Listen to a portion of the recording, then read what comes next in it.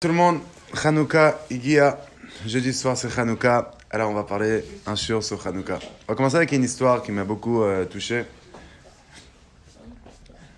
À Los Angeles, en Californie, un rave qui s'appelle Rav Brisky, c'était vraiment un grand rave.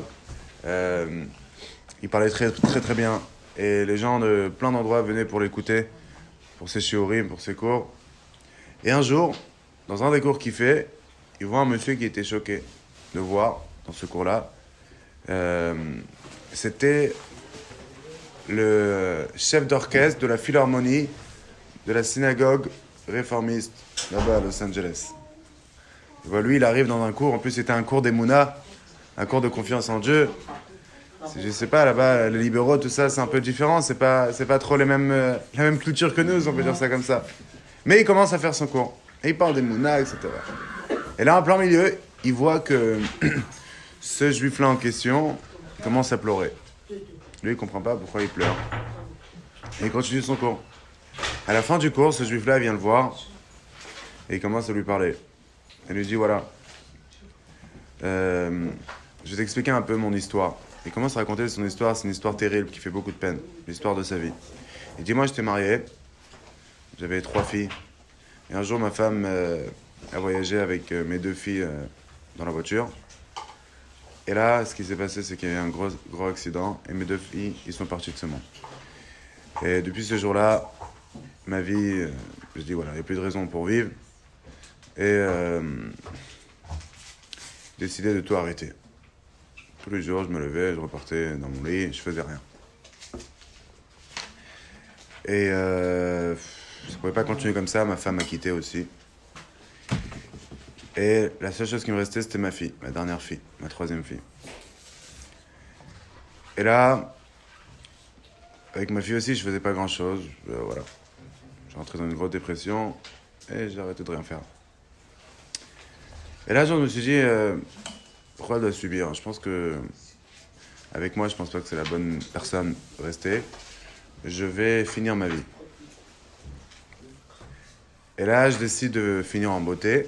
J'essaie de la prendre un soir au cinéma et la faire kiffer un soir et après la ramener chez sa grand-mère et après voilà, tranquillement on finit notre vie. Et là, il raconte, j'arrive là-bas, le cinéma il était dans un centre commercial et je rentre là-bas et là je vois j'entends une musique. Et moi, je suis un chef d'orchestre, je connais la musique. Et je réalise que c'est une musique juive. Alors je m'approche vers l'endroit où il y a la musique, et là, je vois une Hanoukia. Et je vois des Chabad, ils dansent, et ils chantent. Et là, je m'approche à côté, et un des Chabad qui prend son chapeau, il me le met sur la tête, et l'autre, il prend sa veste, et il me la met, il commence à me prendre, il commence à danser, l'autre, il me prend en plein milieu de la danse, et on danse. Une dizaine de Chabad comme ça. Et je me retourne, je vois ma fille, elle est tellement heureuse, contente, et joyeuse. Ils nous ont rentrés dans l'ambiance, dans la joie, dans la lumière. Et là, quand je suis en train de danser, je me dis, je peux pas la faire ça. Elle est tellement contente, je vais la gâcher sa vie en un soir. Déjà comme ça, c'est pas évident. Et à ce moment-là, j'ai décidé, non, je vais continuer à vivre. Et là, quand il finit de parler, là, c'est Rav Brisky qui commence à pleurer. Il voit en face de lui le shliach qui pleure. Il comprend pas. C'est mon histoire. Qu'est-ce que tu fais ? Et là, Brisky dit, tu réalises pas ce que tu viens de me raconter. Moi, j'ai raconté la 2e partie de l'histoire. Cette année en question, j'ai fait un fardeau une tête qui se lève et j'ai décidé de rajouter dans la lumière. Et d'essayer de, à part tous les endroits où on a allumé des Hanoukiat, j'ai allumé encore une Hanoukia. Et là, je savais qu'il y avait un endroit où il y avait des centres commerciaux là-bas, à côté de Californie, à Ugar Hills. Et j'ai essayé d'appeler là-bas la personne qui s'occupe, et j'ai demandé est-ce qu'on peut allumer une Hanoukia là-bas. Et là, la secrétaire me dit mais quel centre commercial vous voulez, parce qu'il y a plusieurs là-bas. Et moi je fais comme si que j'ai pas compris, parce que je savais pas, je voulais juste rajouter encore un endroit. Et là, elle m'a dit ok, alors tu veux là-bas et là-bas ? Je dis oui. Et elle m'a dit l'endroit, l'adresse. Le jour J arrive, je mets dans mon Waze, et j'avance vers là-bas. Et là, j'arrive là-bas, et je rentre au centre commercial. Et je réalise qu'en vérité, c'était une grosse erreur. C'était quoi l'erreur? C'est que le centre commercial, il a fait faillite. Tous les magasins, ils sont fermés. Et en vérité, la secrétaire, elle m'a envoyé dans un centre commercial où il n'y a presque personne. Mais il y avait un cinéma qui était ouvert. Et les gens venaient dans le centre commercial pour partir au cinéma. Alors à ce moment-là, j'ai décidé, je vais pas tout arrêter, mais j'ai investi de l'argent, j'ai investi du temps, de l'énergie, j'ai ramené des gens, j'ai de la fatigue. Mais j'ai essayé de le faire, c'est fini. On est arrivé, on va pas... Et j'ai comme ça mis ma Hanoukia à côté du cinéma. Et là, tu me racontes que cette Hanoukia, elle a sauvé la vie d'une personne, elle a sauvé la vie d'une vie, la vie d'une famille. Ça, c'est Hanouka. Hanouka, c'est une lumière qui chasse beaucoup d'obscurité. On ne réalise pas. Nous, on est des gens de lumière, il faut rajouter de la lumière. Et après, elle va arriver où elle doit arriver. Alors aujourd'hui, on va demander plusieurs questions sur la fête de Hanouka, qui est un peu étonnant. Premièrement, on va demander, a priori, tout le monde sait que le judaïsme, c'est une religion où il n'y a pas, entre guillemets, tu fais à moitié. J'ai expliqué. Un enfant, il a 13 ans, on ne lui dit pas, tu mets les tefilines, après tu mets le Shabbat, tu fais le Shabbat, et après, non, il a 13 ans, il doit tout faire. Comme ça. Bat mitzvah, elle a 12 ans, elle rentre dans les mitzvot. C'est pas tu vas doucement d'une certaine manière. C'est directement, tu commences et t'es chayav dans les tefilines, dans le Shabbat, la kashrut, tout. À 13 ans, t'es chayav. Tu vas pas dire un jour je vais mettre le tefilin du Yad, après le Rosh. Ou un deuxième exemple, Rosh Hashanah, après t'as Sukkot. Sukkot, tu vas pas dire je prends le Lulav un jour, et après je vais rajouter la Harava, après la Hadassim, après le Etrog, et chaque jour encore quelque chose. Non. Directement, tu prends Lulav, Hadassah, Etrog, tout le monde, tous ensemble. Là, on arrive à Hanouka, et qu'est-ce qu'on voit? Au lieu d'allumer toutes les bougies le premier jour, qu'est-ce qui se passe? On allume 1, 2, 3, 4, 5. A priori, il fait les choses bien. Allume les 8. Et spécialement au Kobet Amikdash, ils n'ont pas allumé 1, 2, 3, 4. Ils ont allumé les 7 d'un coup. Alors qu'est-ce qui se passe ici? Et cette question, le Pnei Yoshua, il demande. Un des grands sages nous demande cette question. A priori, ici, dans le Bet Amikdash, ils ont allumé les 7, nous on a allumé les 8. Et en plus que voilà, pourquoi tu changes de système? Et en vérité, ça c'est basé en vérité sur une marque la Gemara dans Shabbat d'Afra Falev. Elle dit qu'il y a une marque entre Bet Shammai et Bet Hillel. De quelle manière tu allumes la Hanoukia? Bet Shammai, il dit, tu commences par 8, après tu diminues. Ok, parce qu'au Bet Amikdash, il y avait les parés à Chag, on amenait des sacrifices, et on commençait plusieurs, et après on diminuait. C'est par rapport aux 70 nations. 14, 13, etc. Et Bet Hillel, il dit non. On allume une, et après on augmente. Pourquoi? Parce que dans la sainteté, on augmente et on diminue pas. Bet Shammai, ils disent, on allume 8 parce que là, il y a 8 jours, et après il reste que 7, 6, 5. Et Bet Hillel, il dit non, c'est par rapport à Keneged, Yamim Ayotzim, c'est-à-dire, là, il y a un jour qui est sorti. Là, il y a 2 jours qui est sorti. Là, il y a 3 jours qui est sorti. C'est pour ça qu'on fait 1, 2, 3. Comme ça, la Gemara dit. Et on voit que la lacha est comme Bet Hillel. Qu'en effet, il faut allumer 1, 2, 3, etc. Mais la question qu'on va demander aujourd'hui, c'est a priori, Bet Shammai, c'était aussi un grand sage. On sait quand Mashiach viendra, la lacha va être comme Bet Shammai. Comment lui, il peut penser qu'on diminue? Si tu allumes 8, reste avec 8. Dans Bet Amikdash, ils n'ont pas diminué 7, 6, 5, non. Alors, a priori, c'est quoi la logique de Bet Shammai? Ça, c'est la première question. Ça, c'est la deuxième question, déjà. Et en vérité, il faut savoir que cette question, c'est pas seulement une question que les sages nous ont demandé pourquoi dans Hanouka, d'un coup, tu fais 1, 2, 3, malgré que dans le judaïsme, normalement, tu fais tout d'un coup. En vérité, il y a un goy qui a demandé cette question, c'est le président d'Amérique. En 1978, si je ne me trompe pas, Jimmy Carter, un des présidents d'Amérique, il sort de la Maison Blanche pour allumer la Hanoukia. Et Rav Avraham Shem Tov, c'est le chalier de la Maison Blanche, il décide de faire une allumage là-bas à la Maison Blanche et le gouvernement américain a accepté. Et c'est comme ça qu'il arrive là-bas. Et il faut monter, et il faut allumer le chamage, comme on a l'habitude de faire. Les goïms, on leur fait le chamage. Et là, c'était le 4e jour de Hanouka. Et là, Rav Shem Tov, il allume 1, 2, 3, 4, c'était le 4e jour.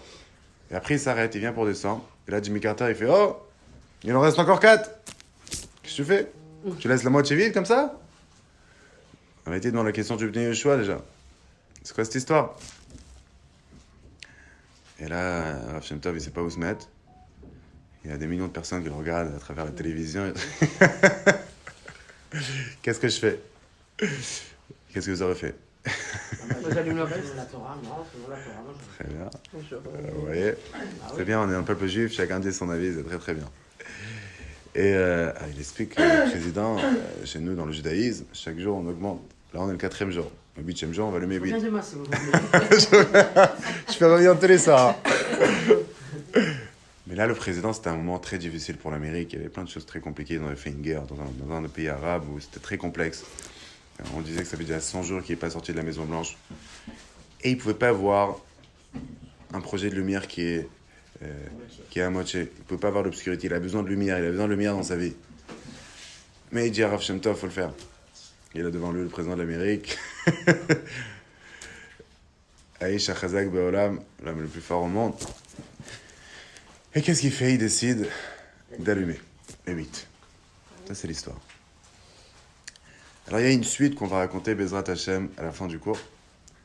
Mais la question, en vérité, c'est une question que, vous voyez bien, même un goy avec un peu de cerveau, il se dit, c'est pas logique.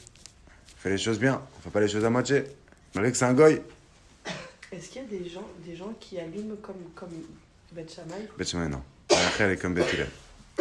On a été posé avec une halakha, c'est fini, on peut plus, c'est pas... C'est vrai qu'il ouvre le divrei Elokim Chaim, mais avayeimosh halakha kemoto. Quand non, la halakha elle est comme Beth Hillel. Et la question qu'on demande encore une fois, c'est pourquoi on fait les choses à moitié? Pourquoi on commence 1, 2, 3, 4, etc. Alors, en vérité, avant qu'on réponde à cette question, il faut comprendre déjà c'est quoi Hanouka, Maï Hanouka. Qu'est-ce qui s'est passé exactement Hanouka? Alors, tout le monde connaît l'histoire. Un Turchou, c'était c'était un roi. De base, il était en Syrie. Il a décidé de conquérir plein de pays autour. Et un d'eux, c'était l'Israël, la terre d'Israël. Et il arrive là-bas, et on lui dit là-bas, il y a un peuple qui ne va pas t'écouter, il fait ce qu'il veut, il a ses lois, il a sa religion. Et lui, qu'est-ce qu'il décide? Il décide de faire une guerre aussi contre le peuple juif. Ça faisait partie de sa grande guerre. Mais là-bas, il y avait une petite équipe de Hashmonaïm qui ont décidé de faire une guerre contre le grand peuple, le grand Djirchous. Et là, qu'est-ce qu'ils ont fait? Comme ils étaient très peu, ils ont fait des petites équipes. Et quand les Grecs venaient, eux, ils venaient des montagnes de Yehuda, Marais Yehuda, et des petites équipes comme ça, ils partaient sur des équipes de l'armée grecque, et ils venaient, ils les exterminaient. Et ils arrivaient comme ça de plein de manières, derrière les montagnes, etc. Pendant 4 ans, cette guerre-là, elle a duré. Et à la fin, ils ont eu trop de pertes, les Grecs, malgré qu'encore une fois, ils étaient beaucoup plus que nous. Et comme d'habitude, on a gagné la guerre, comme Bezrat Hashem, on va la gagner cette fois-ci encore une fois. Et là, ils rentrent dans le Beth Amikdash, et ils voient le désastre que les Grecs ont fait. Alors, il y en a qui racontent qu'ils ont eux-mêmes construit une menorah, et ils veulent l'allumer, mais ils n'ont pas d'huile. Et là, ils trouvent une fiole d'huile, que tout le monde connaît l'histoire, et au lieu qu'elle dure 1 jour, elle a duré 7 jours, le temps de refaire la nouvelle huile. Il y en a qui disent que l'huile elle était à 4 jours du Beth Amikdash. Alors ça a duré 4 jours pour partir et 4 jours pour revenir, ça fait 8 jours. Il y a plusieurs avis. En tout cas, ce qui est sûr, c'est qu'elle a duré le temps qu'on amène la nouvelle huile qui n'était pas impure à travers les Grecs.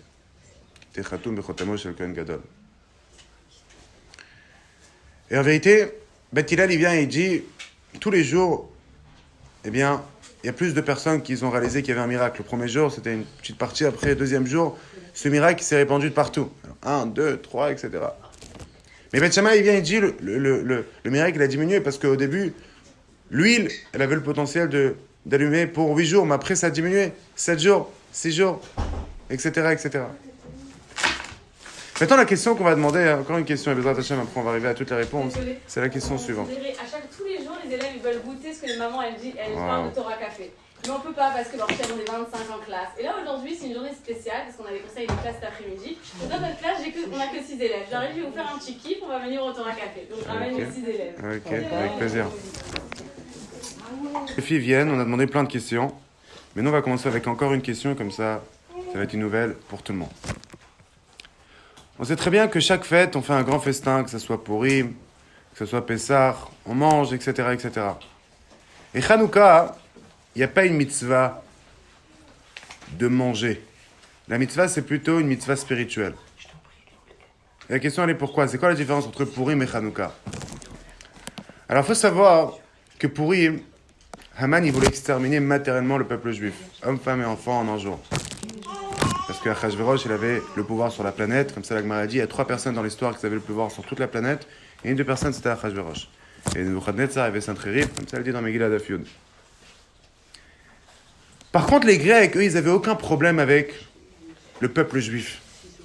Mais ils avaient un problème avec le judaïsme.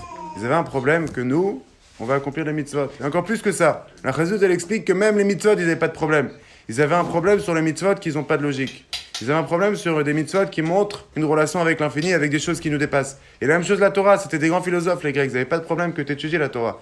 Mais ils ne voulaient pas que la Shkicham Torah Techa, ils ne voulaient pas que ça soit la Torah du bon Dieu. Ils ne voulaient pas que quand tu étudies, tu mentionnes le bon Dieu. Ils voulaient que tu étudies quelque chose de très fort, de très intelligent, etc. Et en vérité, c'est pour ça que Hanouka, le but, c'est pas de manger. C'est pas comme Purim, on fait un michté matériel, etc. C'est plutôt quelque chose de spirituel.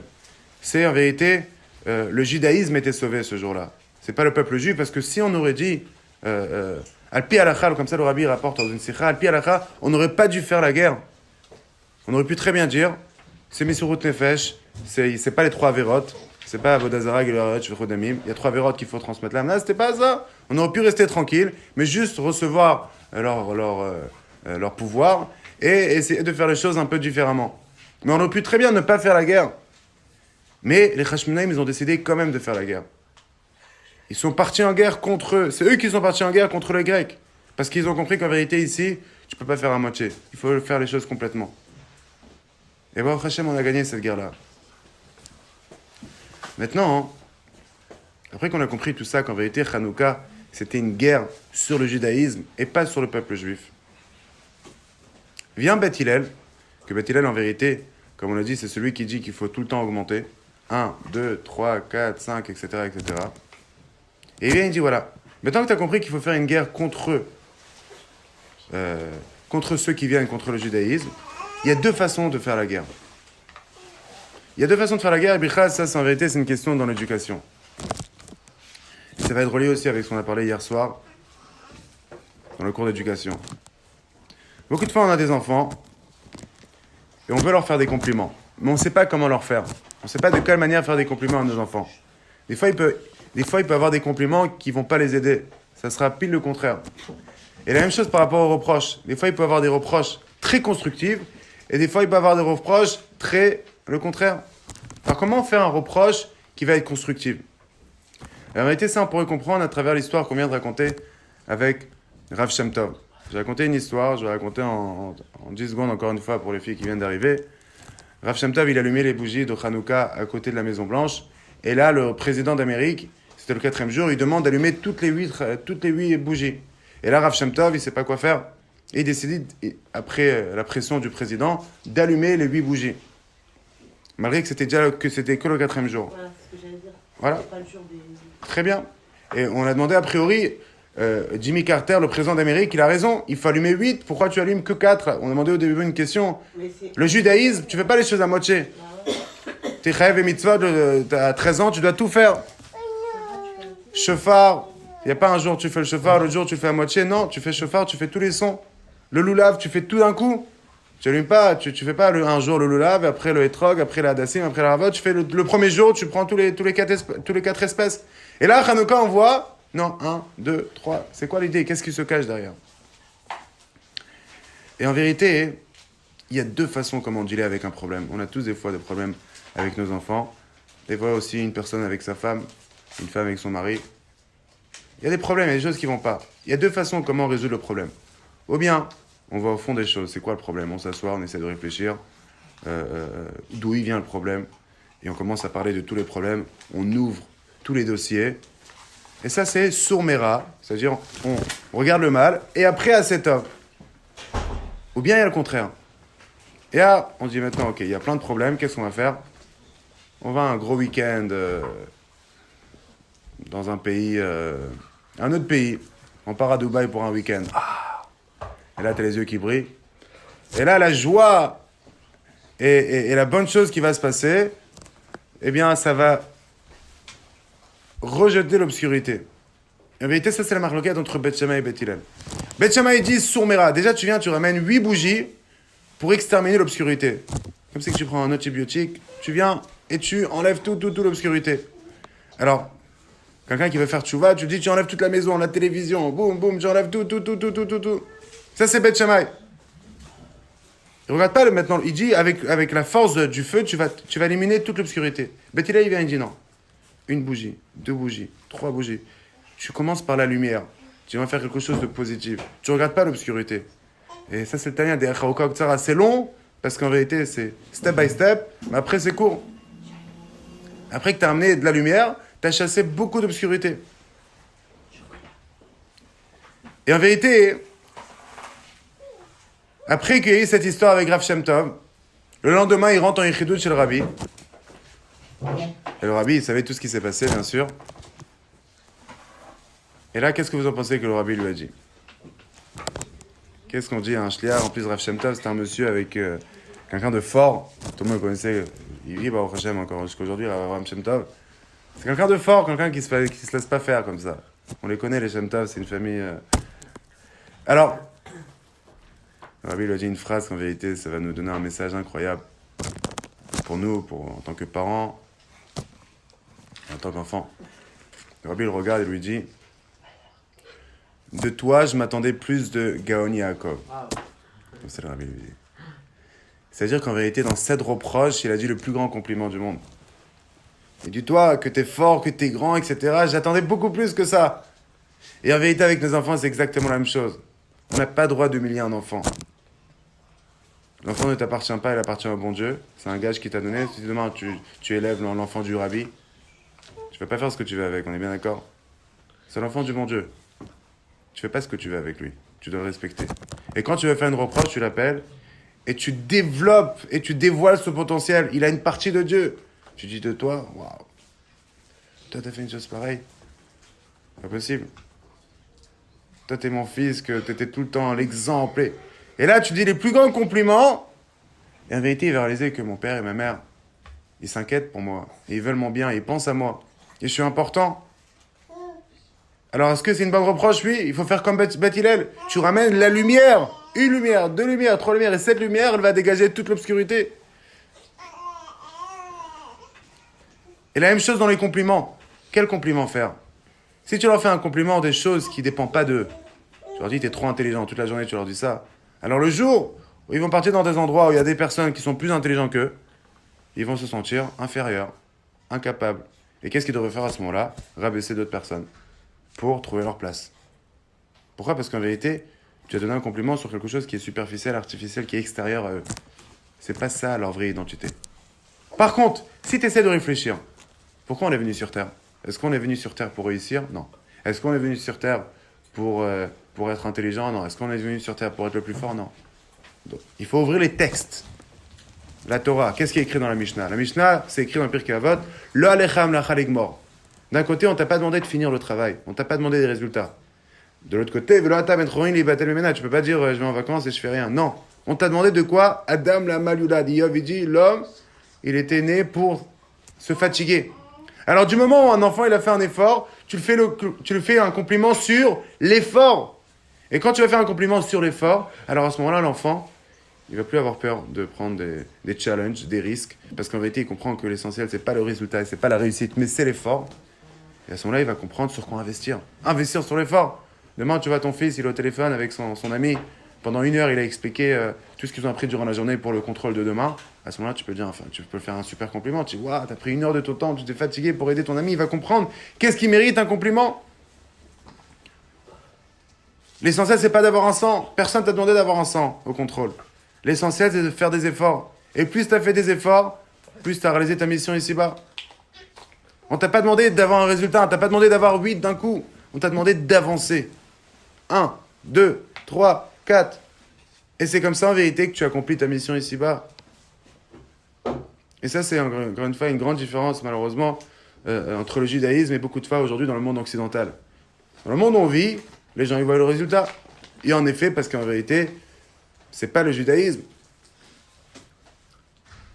Dans le Gemara Brachot, c'est écrit que quand on sort du Beth Midrash, il faut faire une bracha. C'est quoi la bracha qu'on fait? Et Ratson milfanecha, on remercie Akadosh Baruch Hu shesamtach elkim yoshve Beth Midrash que tu as mis ma part parmi les gens qui étudient la Torah. Parce que eux ils se fatiguent et moi je me fatigue. Eux ils se fatiguent, ils reçoivent pas de salaire, et moi je me fatigue et je reçois un salaire. Comme ça c'est écrit là-bas. Alors vient le Chafetz Chaim, Rabbi Israël Meir Cohen Kagan, il demande une question très intéressante. Il dit je comprends pas. Tu dis que eux ils se fatiguent, les gens qui ils étudient pas la Torah ils se fatiguent, ils reçoivent pas de salaire. Mais ils reçoivent pas de salaire, bien sûr qu'ils reçoivent un salaire. Chaque personne, à la fin du mois, à la fin de la semaine, à la fin du projet qu'il a fait, il reçoit son salaire, c'est normal. Alors pourquoi tu dis qu'il n'y a que toi qui reçois du salaire? Et encore plus que ça, on voit que des fois, ceux qui étudient, ils reçoivent vraiment pas de salaire. Et par contre, les gens qui n'étudient pas, ils reçoivent plus de salaire. Qu'est-ce que ça veut dire? Il ramène un exemple très intéressant. Il dit demain, tu rentres dans un magasin et tu vois un costume, c'est écrit 10 000 euros. C'est quoi un costume 10 000 euros? Tu te dis, ça doit être vraiment un costume vraiment un couturier italien de renommée internationale. Là tu t'approches, tu prends le costume et tu vois qu'il y a une manche qui est plus courte que l'autre, avec des boutons un peu de partout. Tu vois que le costume il est vraiment pas trop jean à le porter. Et là tu demandes au vendeur c'est quoi cette histoire? Il dit ah non, ce costume c'est le couturier il était aveugle. C'est pour ça qu'il coûte cher. Il a pris des centaines d'heures pour le coudre. Tu regardes, tu fais OK, j'entends. Alors, combien il coûte? Je dis voilà, c'est écrit 10 000 euros. Il fait non, mais je paye pas 10 000 euros pour ça. Je vais même pas le porter. Elle dit non, mais il a investi énormément de temps pour ça, etc. Et le Chafetz Chaim, il vient et il dit c'est ça la différence entre nous, ceux qui ils étudient la Torah, ils font des choses pour Akadosh Baruch Hu, et ceux qui font pas. Dans le monde normal, les gens ils cherchent le résultat. Tu m'as ramené quelque chose, je m'as ramené un projet. Il y a du résultat, il y a des chiffres, il y a des nombres, je le prends. Combien de temps tu t'es fatigué, ça m'intéresse pas moi. Par contre, dans le judaïsme, c'est pas du tout comme ça. On t'a pas demandé de finir tout. Qu'est-ce qu'on t'a demandé? De te fatiguer, l'effort. Alors nous on se fatigue, eux ils se fatiguent. Eux, ils se fatiguent, ils ne reçoivent pas de salaire parce que le salaire, il ne va pas selon la fatigue. Il va selon le résultat. Par contre, nous, eh bien, on est payé pas selon le résultat, mais selon l'effort qu'on a fait. C'est ça qu'Akadosh Baruch Hu, il voit. Le Pélé Yoet, c'était un grand des Baal Moussar. Il écrit là-bas que on va te donner un salaire pas sur combien de pages tu as appris de Gemara ou d'autres livres. On va te payer selon les heures que tu as investies.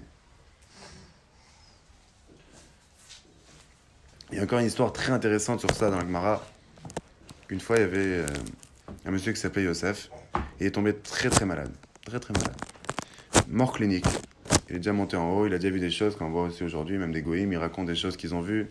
On voit qu'en vérité, il y a une vie après cette vie-là. Et le Birkavot, il dit, ici c'est qu'un passage. Marie, que le Rabbi dit, là on est à la fin des temps, qu'ici ça sera l'endroit principal, avec une vie éternelle, Bezrat Hashem. Et lui, il raconte, après qu'il revient sur Terre, quand il s'est réveillé, on lui demande, qu'est-ce que tu as vu là-bas? Et là, il dit, Olam Hafuch Raïti, j'ai vu un monde à l'envers.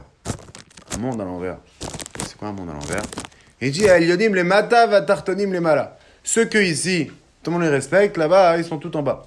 Et ceux que ici, ils sont tout en bas, personne ne les regarde, là-bas, ils sont tout en haut. Qu'est-ce que ça veut dire? Rachid vient, il dit sur place, oui, ceux qui ici, ils ont du pouvoir, ils ont de l'argent, ils ont des choses où, dans ce monde, on respecte, eh bien, en haut, on ne regarde pas ça. Par contre, ceux les gens simples ici que personne ne regarde, on regarde pas la même chose qu'on regarde ici. Et là vient le marcha et dit, je comprends pas.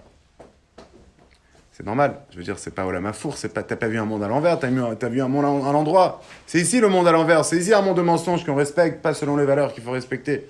C'est quoi exactement l'explication? Qu'est-ce que ça veut dire, un monde à l'envers? Et là, lui, il ramène une autre explication qui est très forte, qui est reliée en vérité avec Hanouka, parce que Hanouka, c'est une nation de Chinour, c'est l'éducation. c'est la fête d'éducation, la transmission, l'évolution. C'est une fête qu'il faut réfléchir comment vraiment ramener une bonne éducation à nos enfants de la meilleure façon. Comme le Rabbi Rayat, il ramène au nom de son père, le Rabbi Rachab, que chaque jour, il faut investir au moins une demi-heure pour l'éducation de nos enfants. Et il dit la chose suivante. Il dit en vérité, quand il dit Olam Hafour, c'est vraiment Olam Hafour, il a vu un monde en l'envers. Des gens ici que tout le monde respecte parce qu'ils étudient, parce que c'est des gens érudits, parce que en haut, ils sont en bas. Et des gens simples ici, en haut, ils sont en haut. Pourquoi? Parce qu'en réalité, en haut, on ne regarde pas combien de Torah tu as étudié, on regarde combien d'efforts tu as eu. En haut, ça va selon les efforts. Alors une personne simple ici, que les gens ne regardent pas trop, mais il s'est fatigué, il a investi du temps pour aider d'autres personnes, et pour faire des mitzvot, et pour étudier, etc. Alors c'est vrai qu'il n'a pas arrivé à des niveaux qu'un autre personne est arrivé, mais en haut, on s'en fout combien de Torah tu as étudié, entre guillemets, si on peut dire ça comme ça. En haut, on regarde combien d'efforts tu as. Et c'est ça le judaïsme. Combien d'efforts tu as fait pour arriver où tu es arrivé. On ne cherche pas le résultat. Et personne t'a demandé d'avoir un résultat. On t'a demandé de faire des efforts. On t'a demandé, tu commences par 1, par 2, tu ramènes une bougie. Et l'histoire qu'on a racontée au début, Rav Risky, il est venu. Il a dit, le supermarché, il a fait faillite. Il n'y a presque personne. Non, je vais allumer la Hanoukia. Pourquoi? Parce qu'on ne sait jamais. Tu allumes une bougie. Et c'est ça ce que tout le temps le rabbi il réveillait, ce message. Encore une mitzvah. Encore quelque chose. Parce que si tu vas chercher que le résultat, tu ne vas jamais rien faire. Et la même chose pour nos enfants.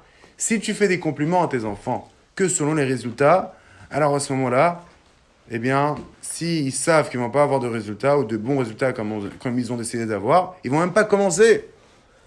Alors tu leur as mis malheureusement les fausses cartes sur la table. Par contre, si chaque fois qu'ils font un effort, tu leur donnes un compliment, ils comprennent qu'en vérité, le compliment, il doit être sur quoi? Sur l'effort, sur la fatigue qu'ils ont eue. Ok?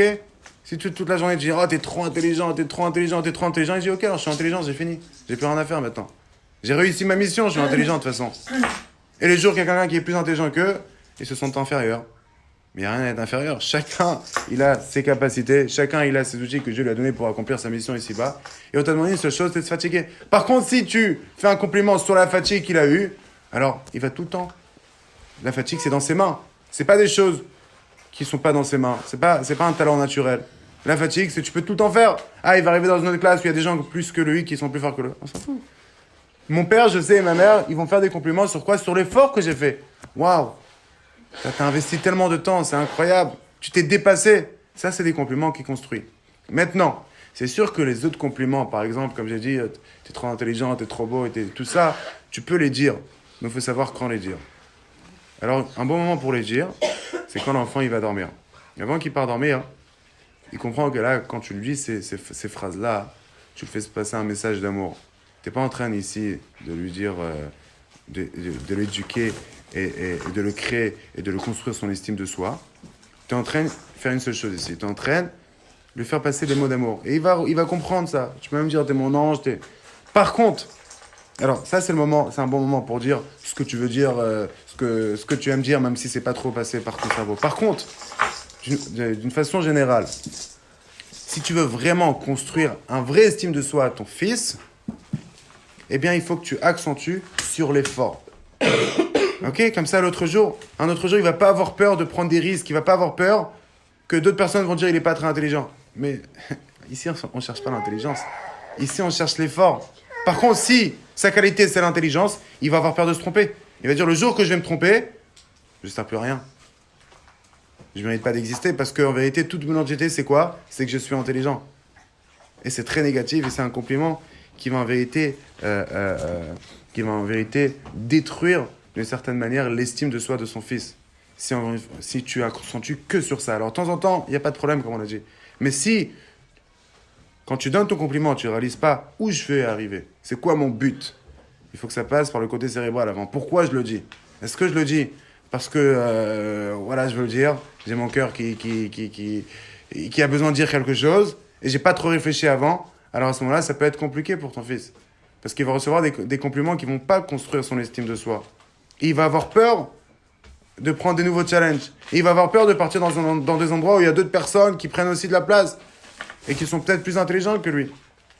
Et par rapport aux résultats, il faut savoir qu'en vérité, il y a une personne qui s'appelle M. Reichmann. Il était à Toronto, à Canada. Et lui, il disait, il a fait fortune. À un moment donné, c'était une des grandes fortunes du monde entier. Et lui, il a dit une fois comme quoi 10% de mon succès, c'est à travers, entre guillemets, mon cerveau, j'ai réfléchi. C'était du cerveau, c'était de la réflexion. Mais 90%, c'est de la chance. Comme ça, il dit. Et après, il dit, si j'aurais pu échanger les 10% de cerveau avec la chance, je l'aurais fait aussi. Il veut faire passer le message qu'en vérité, dans ce monde-là, la réussite que tu as, c'est pas de ta réussite à toi. Le résultat, il dépend pas de toi. Le résultat, il dépend du bon Dieu. Toi, le bon Dieu, il t'a demandé de travailler. Toi, le bon Dieu, il t'a demandé de faire des efforts. Et du moment que tu as passé une journée, tu t'es dépassé, tu as fait des efforts, même si tu n'as pas réussi, comme on dit en anglais, you reach the goal. Tu es arrivé au succès. C'est ton succès. Le vrai succès, c'est quoi? C'est que tu as fait des efforts. Et une autre personne qui n'a pas fait des efforts, je me rappelle à la yeshiva, le directeur, une fois, il a pris le micro, il a dit, écoutez, je vois beaucoup de bachourim qui ne s'étudient pas grand-chose. Et après, à la fin, ils se mettent à fond et ils ont un sang. Ce sang, il veut pas grand-chose. Une autre personne, un autre bachou qui s'est fatigué tout le temps, il a 1,80, il veut tout l'argent du monde, il veut tout l'or du monde. Pourquoi? Parce qu'en vérité, le judaïsme, il t'explique, le bon Dieu ne regarde pas le résultat. Le bon Dieu ne regarde pas combien tu as d'intelligence. C'est lui qui t'a créé, c'est lui qui t'a fait ton intelligence. Ça ne dépend pas de toi. Le bon Dieu, il regarde l'effort que tu as eu. Tu as mis une bougie, après une deuxième, une troisième. L'essentiel, c'est tout le temps de monter. C'est jamais de stagner. Et à ce moment-là, tu comprends que tu es dans la bonne voie. Adam la Memouyad, je fais ce que j'ai à faire. Et à ce moment-là, j'avance et j'évolue. Maintenant, une autre chose importante qu'il faut savoir par rapport à Hanouka, qu'on est la fête de l'éducation, la fête du Chinour, c'est aussi de la manière que tu dis le compliment. Si tu dis des compliments où tu exagères trop, alors à ce moment-là, tu vas faire passer le message à l'enfant que comme il n'y a pas de quoi le faire des compliments, alors à ce moment-là, tu vas vendre des compliments. Et au lieu que le compliment va le renforcer son estime de soi, eh bien ça va faire le contraire parce qu'il va dire « Mon père raconte n'importe quoi, c'est pas vrai. » T'es un ange. Non, je suis pas un ange, j'ai fait n'importe quoi hier, je suis pas un ange du tout. T'es le meilleur. Non, je suis pas le meilleur. Si tu vas dire des compliments en vérité, alors encore une fois, ça va dépendre de quelle manière, ça va dépendre de plein de choses, mais dans les compliments, il faut être sincère. Il faut dire vraiment des choses qui sont reliées avec la réalité. Ou sinon, déjà, il va apprendre à mentir, l'enfant. Demain, tu vas le faire un vrai compliment. Eh bien, il va te dire, si hier, c'était pas vrai, aujourd'hui, peut-être aussi, c'est pas vrai. Et troisièmement, comme on l'a dit, il va se dire qu'en vérité, comme il n'y a pas de quoi me faire de compliments, alors ça, c'est une chose importante. Et il y a une histoire intéressante qui peut illustrer ce message. Un grand docteur psychologue, c'est aussi un rabbin qui s'appelait Dr Tversky. Et il raconte là-bas qu'une fois, son petit-fils, il a commencé à jouer au violon. Et là, ce qui s'est passé, c'est que un jour, il vient le voir. Et il lui dit, papy, je vais te montrer, j'ai réussi à faire une musique, à jouer une musique. Et là, il commence à jouer. Et là, Dr Tversky, il voit que, en réalité, il peut faire des efforts, comme on dit. C'est pas ça du tout encore. Il a 7 ans, c'est déjà pas mal. Alors, comment tu réagis après? Qu'est-ce que tu dis après qu'il a fini? Si tu vas dire, waouh, t'as super bien joué, c'est pas vrai, t'es pas sincère. Et l'enfant, il est intelligent. Et peut-être il sait très bien qu'il n'a pas très très bien joué. Il écoute après la musique, il voit que c'est pas trop la même. On est bien d'accord. Alors qu'est-ce qu'il a fait? Écoutez bien ça, c'est très fort. C'est une histoire qui illustre vraiment comment faire avec nos enfants. Et regarde, il fait, on dirait que tu viens de jouer telle et telle musique. Ça veut dire qu'il a montré déjà à son petit-fils qu'il sait quelle musique il a joué. Il dit, est-ce que tu peux la refaire? On la chante ensemble. Moi je chante et toi tu joues avec. Il était super heureux, il avait ses yeux qui brillaient. Et là, il se remet à faire la musique, à jouer la musique. Et là, il chante avec son petit-fils et ils ont passé un moment exceptionnel. Et là, qu'est-ce qu'il a fait à ce moment-là? Déjà, il a montré qu'il sait exactement quelle musique il s'agit. L'enfant, il voit que ça commence à prendre la forme. Après, mon papy, il vient avec moi et moi, je joue. Et lui, il chante. Il a fait passer le plus grand compliment ici. Il n'a pas menti, il était sincère avec lui. C'est pour ça qu'il faut être intelligent, il faut essayer de réfléchir de quelle manière le faire. Et par rapport aux reproches, ne pas faire de reproches quand on est énervé. Si ton fils il a fait n'importe quoi, eh bien à ce moment-là, c'est pas le bon moment parce que tu vas pas être efficace. L'enfant il va juste comprendre qu'en face de lui il a une personne nerveuse. Et peut-être il va avoir peur sur le coup, mais comme le Rabbi Raël, c'est écrit dans la Chinour Vadracha, des professeurs qui s'énervent vraiment avec les sentiments et pas pour éduquer leurs élèves, eh bien ça va pas aider pour les enfants. Alors peut-être l'élève il va avoir peur sur place. Après il dit va kachalom yaouf, ça va. Ce message que tu l'as fait passer, qu'il ne faut pas faire comme ça, ça va partir comme un rêve. Ça va pas être concret. Alors quand tu es énervé, faut pas répondre directement, faut attendre. Il y a une histoire incroyable sur ça aussi. Un monsieur qui s'appelle Rabbi Yehuda Leib Zisman, il a vécu avant la Deuxième Guerre mondiale. Il raconte dans son livre comme quoi, une fois, il était dans la rue et c'était un enfant très agité. Et là, ce qui se passe, c'est que dans la rue, il y avait des immeubles et il voit des petites fenêtres par terre, comme ça veut dire à côté où les gens y marchaient. Et là, qu'est-ce qu'il fait? Il prend son mur, il prend son pied et il pousse, entre guillemets, je suis gentil, il casse la fenêtre. Et là, il entend un bruit assez agréable. Pff, ça se casse. Et il a bien aimé le bruit. Il refait la même chose dans la fenêtre d'après. Pff, et comme ça, il passe. C'est intéressant, il s'ennuie. C'est quelque chose qui donne un peu de l'ambiance. Et comme ça, 1, 2, 3, comme ça, il casse les fenêtres. Boum, boum, boum, boum, boum, boum, boum, boum. Et là, il avance. Et là, les gens, ils sortent de ce jeu, ils voient les fenêtres cassées. Et ça commence à faire un balagan. Les gens, qu'est-ce qui se passe? Ils voient un petit enfant comme ça. Et là, les gens, ils arrêtent. Les gens, ils sont complètement... ils sont pas contents. Et là, ils appellent son père. Et là, son père, il arrive et il voit ce massacre que son petit fils mignon vient de faire. Et là, il raconte, je vois mon père, il est énervé. Il veut me... Et là,